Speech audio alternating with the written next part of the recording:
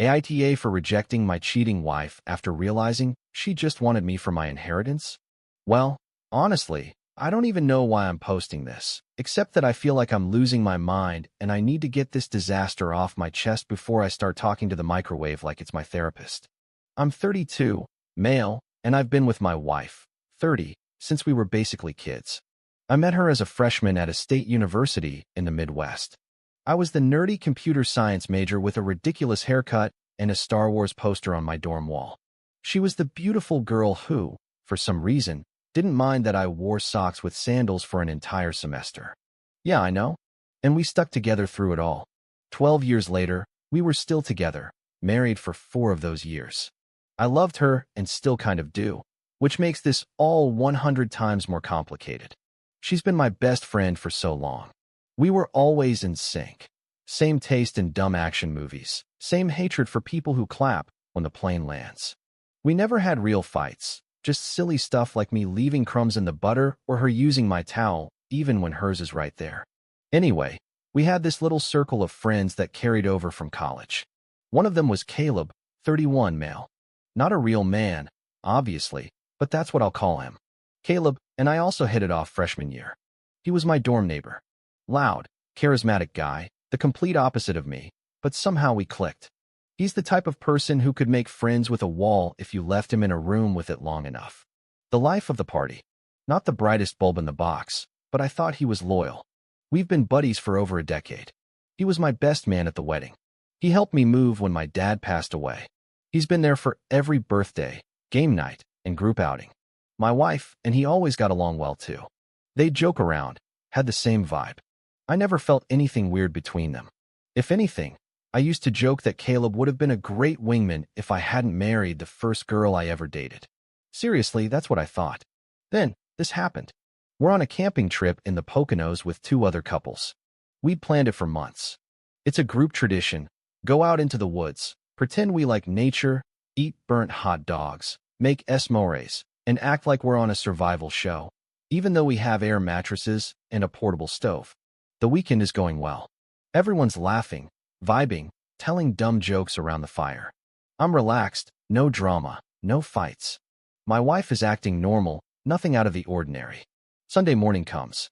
We're packing up to go home. I'm in the car stacking things the way I always do because I like order. Nothing loose bouncing around in the trunk. I look up as I'm tossing in a bag, and then I see it. My wife is bent over picking something up. Caleb walks by and, without hesitation, grabs her hip and slides his hand down her butt. Real casual, like it's something he's done 100 times before. And she smiles, doesn't pull away, doesn't look angry, not even confused, just this little flirty smile. Then she gives his hand a light tap like it's an inside joke. It lasted maybe 2 seconds, but I saw everything.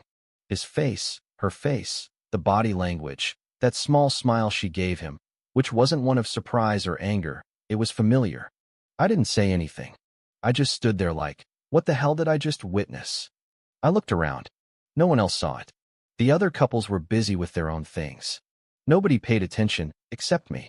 I went back to loading the trunk and didn't let on.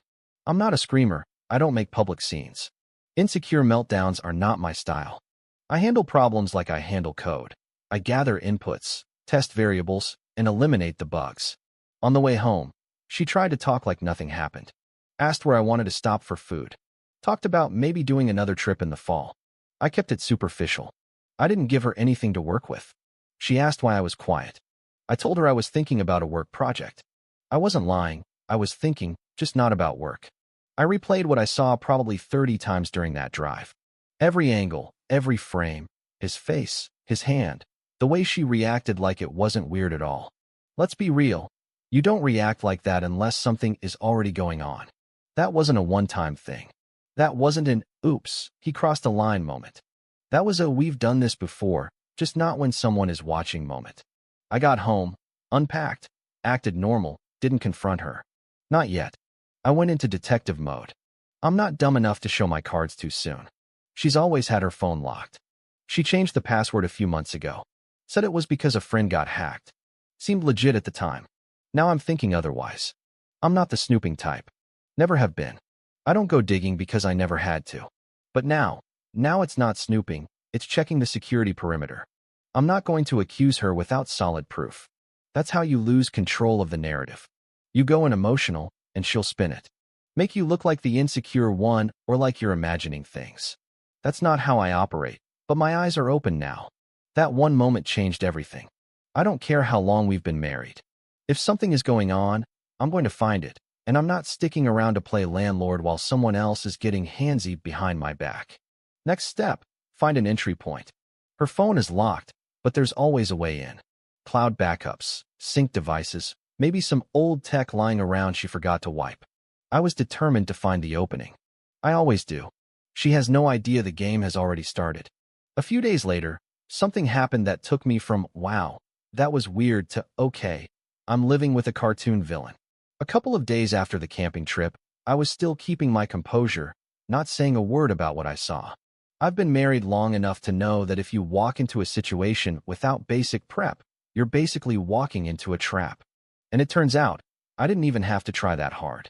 I was cleaning out our spare room, which we barely use. It's where we throw stuff we don't want to deal with. Basically our adult junk drawer. There's a shelf with old tech, cables, chargers from 5 phones ago. That's when I saw it, her old iPad. I didn't even think it worked anymore. Out of curiosity, I plugged it in. It powered on with no password. She must have forgotten she never updated it. And here's the kicker. It was still connected to her Apple ID. What does that mean?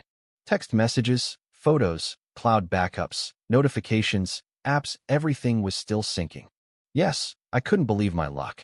It was like opening a door to a private conversation she didn't even realize she'd left open. She had Telegram installed, one of those apps people use when they want to keep things quiet. Most of her chats were harmless. Then there was his name, Caleb. I opened the thread. First thing I see, a picture of her at the gym. Not even working out, just a mirror selfie. Sports bra, leggings, posing, sent with, wish you were here instead. That told me everything I needed to know. I kept scrolling. They'd been talking for 8 months. That's not a slip up. It's not a dumb mistake at a party. That's deliberate. There were hotel bookings, messages about sneaking away, messages about how they couldn't wait to be together, texts, nicknames, pictures, it was all there. Honestly, it felt like reading a bad romance novel, but worse, because I was the background guy being lied to. She had been using that same iPad to look up recipes and browse Pinterest, completely forgetting it was still syncing everything to the cloud. The same tablet she uses to look up cake frosting ideas was spilling the entire infidelity timeline into my lap. I backed up every message, took screenshots of the entire threads, pictures with my phone, saved it to external storage, cloud copies. I even emailed it to myself just in case. I wasn't leaving anything to chance. If she suddenly remembered that iPad existed and wiped it, I wasn't going to be left empty-handed. And here's what really surprised me. I wasn't angry. Not yet. I wasn't yelling or pacing or breaking anything. I just felt focused, like my brain had switched into planning mode. Step 1. Document everything. Step 2. Legal counsel. Step 3. Make sure she doesn't see it coming. She's in the living room laughing at her phone, probably texting him. She has no idea I already know. Not a clue. I have every single detail saved, time-stamped, organized. She told me she was at her sister's last weekend. The messages say she was at a hotel with Caleb. I even know which one. He paid for it. What a gentleman. That part, the way she acted normal afterward, that's what hit different. She came home, kissed me, acted like she missed me, asked if I wanted to watch something together. Meanwhile, she just spent the weekend in another man's bed and thought I wouldn't notice. This isn't just about cheating anymore. This is about how careless and confident they got, like they thought they were smarter than me, like I wouldn't see the signs. But I did, and now I have everything, and I mean everything. Voice messages where she's saying she wishes she could wake up next to him every morning, him telling her he'll make it official soon. I even saw a conversation where they were talking about which city they'd move to if they both got divorced, like they're planning a little post-affair honeymoon, while I'm still here paying for the internet and taking out the trash. I'm already setting up appointments with lawyers. I've got 2 scheduled and more next week. She has no idea I'm 10 steps ahead. I also plan on meeting with Caleb's wife. I don't know her well, but I think she deserves to know what's going on. I'd want to know if I were in her shoes. Caleb stood up at my wedding. He called me his ride or die during his toast. Said I was the brother he never had.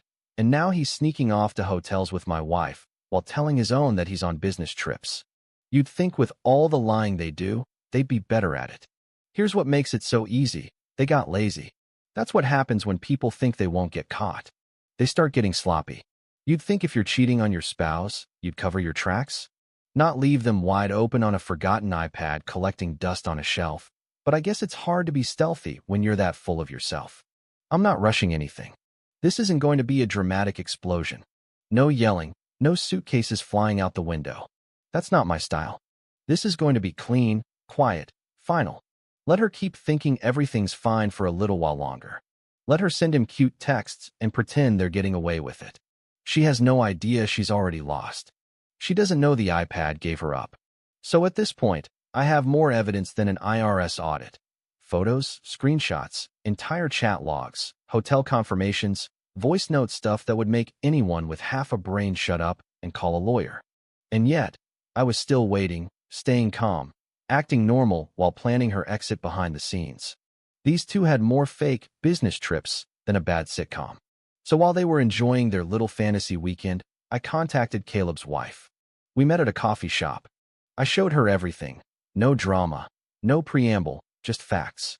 Her face just crumbled, and honestly, I felt bad for her. She didn't deserve any of this.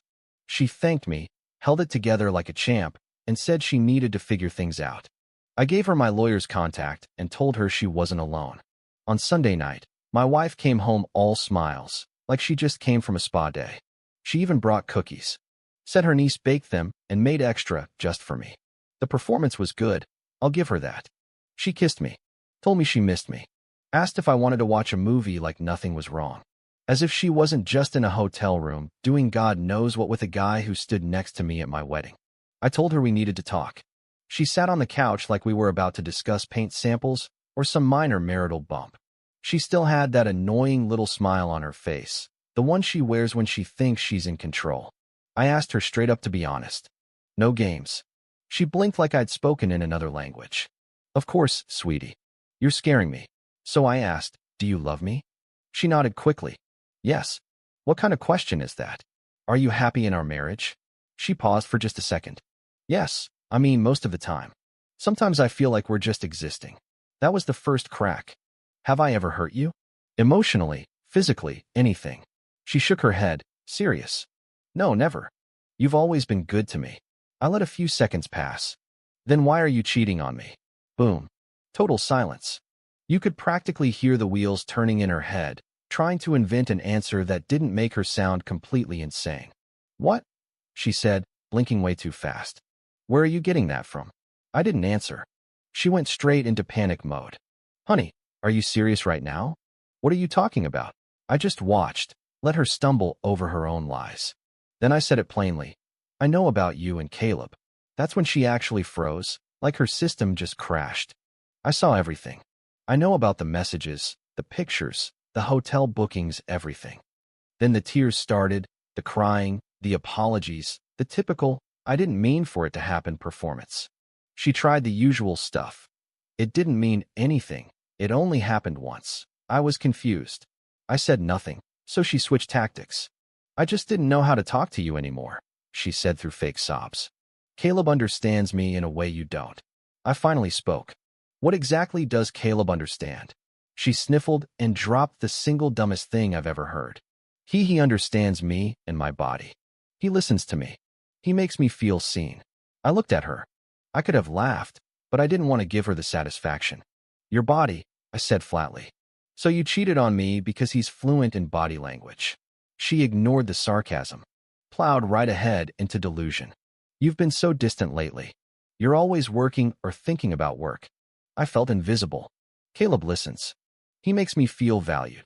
I didn't argue. I didn't validate. I just sat there like I was watching a bad improv show fall apart. Then she dropped this one. He told me I deserve more, that I shouldn't have to beg for attention from my own husband. Right, because ignoring your vows and sneaking off to a hotel with my best friend is the logical next step when communication gets tough. I pulled out my lawyer's business card and put it on the table. She looked at it like it was a grenade. I've already filed, I told her. If you need to contact me, do it through him. She gasped like I'd slapped her. You're just going to end everything over one mistake. Then came the rage phase. You're being cold. You're being cruel. I knew you'd just throw me away like trash. And then she dropped the line that was meant to hurt the most. You have no one else. Your parents are gone. I'm the only family you have left. Low, even for her. I just looked at her and said, not anymore. I went to pack a bag. She followed me around the house, crying 1 minute, screaming the next, trying to guilt-trip me like she was the one who'd been betrayed. I didn't react. I packed in silence, took what I needed, and walked out. I checked into a hotel. Simple room, no distractions. I needed time to think, plan, breathe. I wasn't sad. I wasn't devastated. I felt done, like a switch had been flipped. The wife I thought I knew, gone, replaced by some delusional, entitled version who thought he understands my body, was a valid explanation for destroying a 12-year relationship. And the worst part, she really thought it was going to work, that I would forgive her, that the crying and the sappy lines would override the facts. She doesn't get it. I'm not built to grovel or cling. I see the truth. I act. She's still playing pretend, but I'm already gone. All right, now the cleanup begins. Not sweep it under the rug cleanup. I'm talking gloves on, files organized, legally binding revenge kind of cleanup. So after I left that night, I checked into a hotel, decent place, quiet, no goofy paintings on the walls trying to make me reflect on my emotions. I slept like a robot and woke up ready to work. I met with the lawyer I liked best. The guy looked like he drafted cease and desist letters for fun and probably drank coffee in the form of endorphins. I told him everything. Showed him the messages, the pictures, even the voice notes where she was talking about finally being free. He didn't flinch, just nodded, asked a few questions, and got to work like I just handed him a homework assignment with extra credit. Turns out, I live in a no-fault divorce state, so legally, the cheating doesn't affect the outcome in court. But financially, oh yeah, it does. That inheritance my parents left me is untouchable because it's considered separate property and I never commingled it. I kept it in a separate account in my name only. The only money that ever touched that account was from the accident settlement when they passed away, and she never saw a dime of it. And the condo, that's where it gets interesting. It was a wedding gift. Both our parents put in $40,000 each for the $80,000 down payment, meaning it's marital property. Either she buys me out or we sell and split the profit. Either way, she's not walking away with a mansion and a Range Rover. She's walking away with maybe a couch and a half. Remember that iPad? The MVP of this whole saga. Yeah, I still had it, and it was still sinking, which means while I was at the hotel filing papers, she was at home with Mr. Steal Your Wife, acting like she'd just been promoted to main character. They spent 2 nights together at my house, which, fun fact, I still co-own. So technically, I hope she enjoyed staying in a home that wasn't even fully hers. She had no idea I was watching their little love story unfold in real time on a dusty iPad she probably thought was in a landfill. They were messaging constantly. I'd skim them over breakfast like I was reading the Sunday paper. She was telling him how safe she felt in his arms and how things with me were never this passionate. Bro, you sent him the same selfie twice in 1 week. There's no passion, it's just a copy-paste delusion. Even better, she had a conversation with Caleb's sister, who apparently knew about the affair the whole time. She was basically being a cheerleader from the sidelines, telling her how brave she was and that she deserved to be happy. Yeah, girl, go get your happiness. Just make sure it comes with a rental agreement and first month's rent, because you won't be staying in my condo for much longer. Now, here's where things got interesting. That weekend, I called Caleb's wife again, told her I had updates, and asked if she wanted to meet. She agreed. Same coffee shop, different mood. I brought her new messages, including ones where my wife literally told Caleb, once the divorce is final, we'll finally be free to be together and build our dream life. Spoiler, that dream life didn't include budgets, lawyers, or alimony. I also showed her screenshots of my wife texting Caleb's sister, complaining about how unfair it was that her lawyer told her she wasn't getting any of my inheritance. Caleb's wife saw all of that, was quiet for a moment, then looked at me and said, "Wow, so he really did just want your money." Exactly. She told me she had been second-guessing the divorce, not because she forgave him, but because of her strict parents. But after seeing all that, she was done. No more chances, no more second guessing. She was going all in. Nuclear. Back to my wife. That Monday, she sent me a text. The first one since I left. She said she needed to talk and hoped we could put a pause on the divorce. Claimed she'd been thinking about everything and that she still believed in us. She even dropped a, "I can't live without you." I didn't reply. Then she sent a heart emoji. I didn't reply to that either. You'd think that would be enough of a hint for her to get the picture, but no. The next day, she left a voicemail, crying. Said we were meant to be together and that nobody understood her like I did. Which is funny because 2 days earlier she'd sent a text to Caleb saying, "You make me feel things I've never felt before." I guess loyalty is a flexible thing when you live in a fantasy world. And here's the kicker. Right after she realized she couldn't touch the inheritance, her messages to Caleb started to change.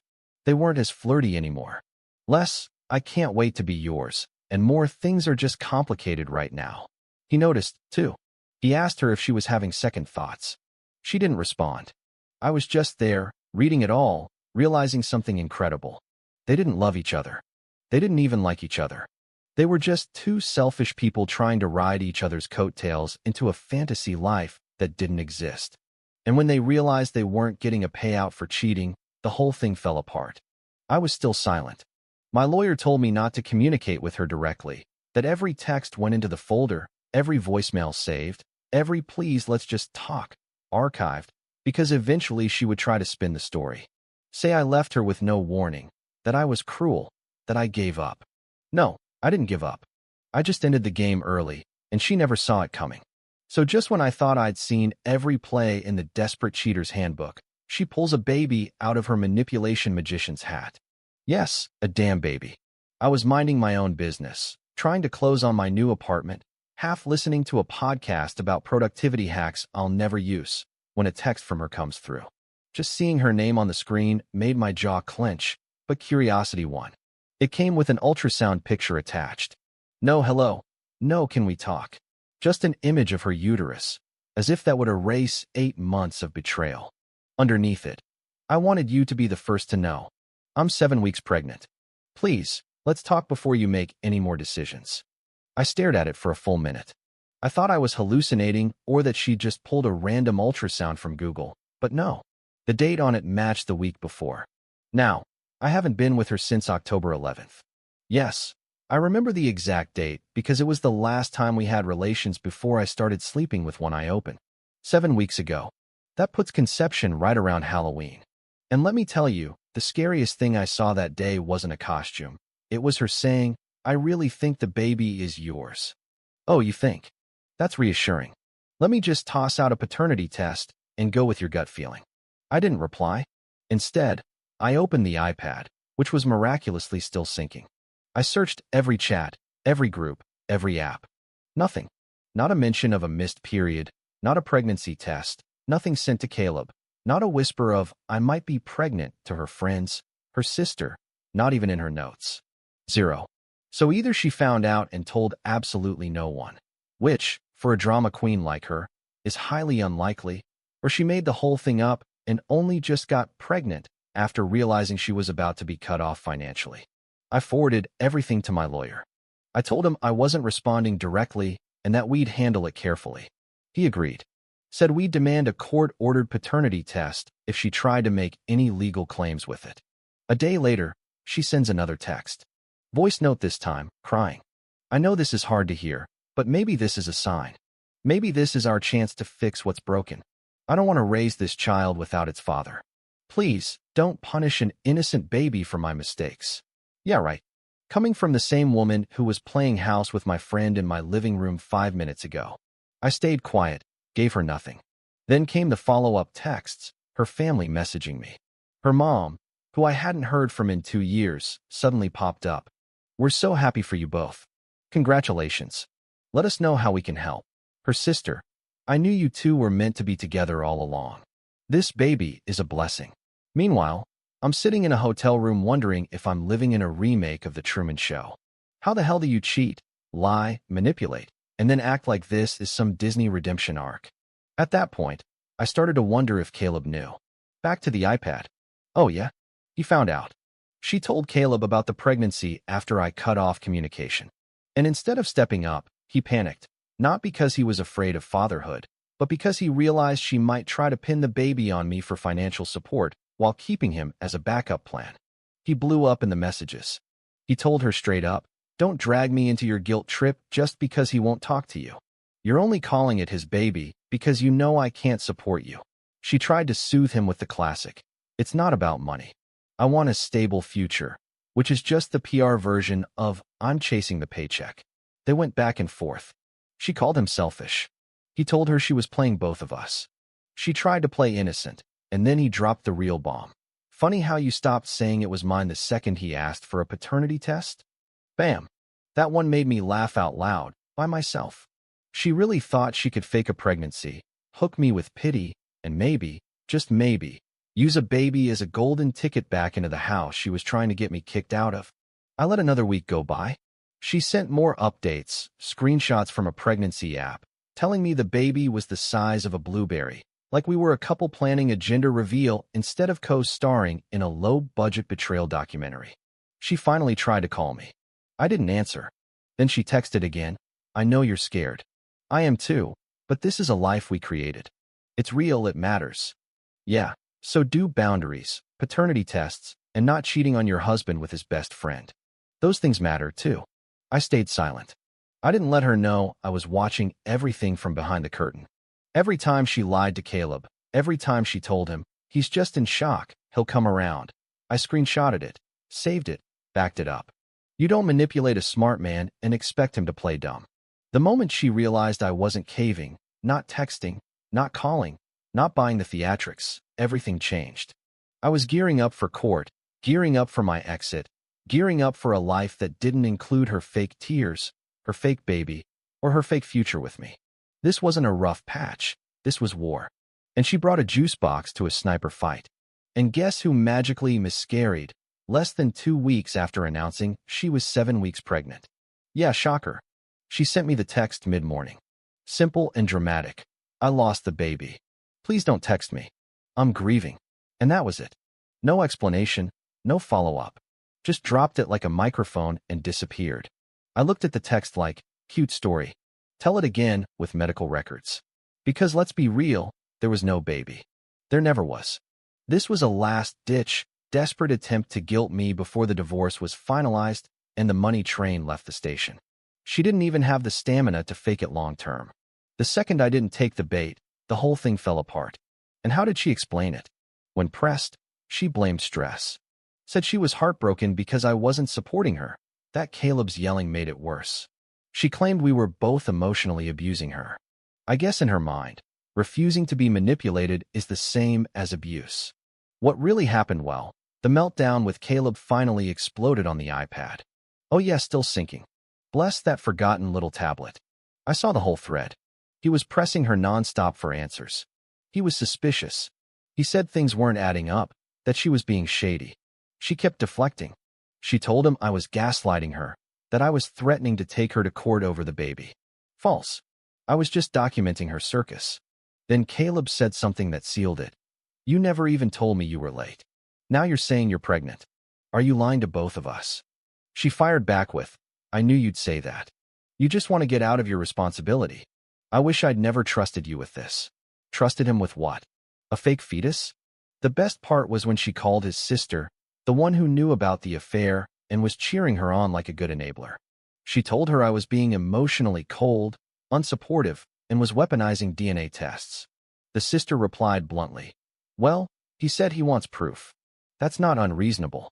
Finally, a moment of clarity from that side, and that's when it all fell apart. Caleb confronted her. He told her she just wanted me back for the inheritance. He accused her of trying to rope me in with a fake kid to dodge the divorce. You'd think she would deny it? Nope. She snapped back at him. "At least he can provide for a family.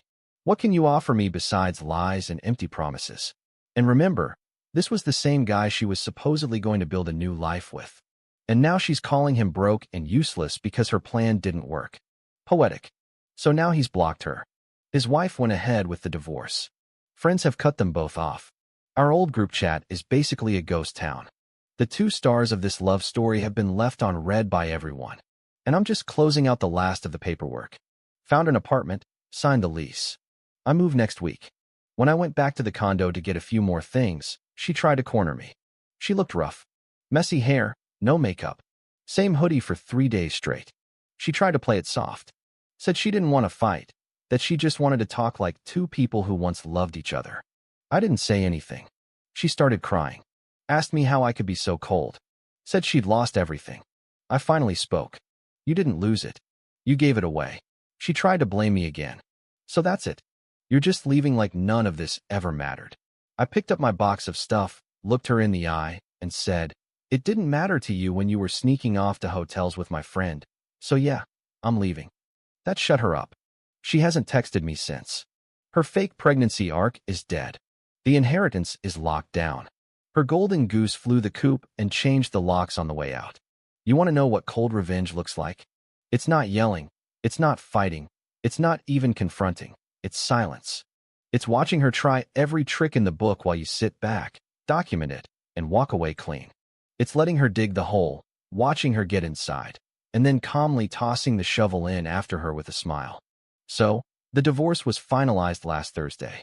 No delays, no courtroom drama. She signed everything, probably hoping there'd be some last-minute moment where I'd hesitate. There wasn't. I didn't even blink. She got her share from the condo. I offered to buy her out, but she refused. Probably wanted to hang on to something, anything connected to me. Fine. I sold it. Let the market deal with her nostalgia. My inheritance remained untouched. Not a single cent ever entered shared territory, and the judge didn't even bat an eye when it came up. That money is still exactly where my parents left it. I think they'd be proud I didn't let it get used to fund someone else's fantasy life. I moved into my new place 2 days ago. New start. Clean walls, no memories soaked into the carpet, no lingering smell of betrayal in the sheets. She tried one last time. Texted me the day before the papers were signed. We don't have to end like this. I still love you. I didn't reply, just blocked the number. That was it. No dramatic speech. No, we'll always have the memories. I'm not here to comfort the person who lit the match and then cried when the house burned down. Caleb is still crashing on his sister's couch last I heard. She got tired of him too. Something about him eating all her groceries and not paying rent. Friends cut him off. Nobody wants to be the guy who slept with his best friend's wife and lost everything in the process. The man is a walking cautionary tale. As for me, I've been focused. The gym is consistent. I'm sleeping better. Therapy is helping me not just move on, but level up. I'm not broken. I'm not bitter. I'm just done with her, with the drama, with all of it. You know what real revenge looks like. It's peace. Not being tied to liars, not looking over your shoulder, not wondering if you're being used. It's waking up knowing no one owns a piece of you anymore. No second chances, no contact, just freedom and silence. If you liked it, don't forget to leave a comment and support the channel by subscribing. See you in the upcoming stories.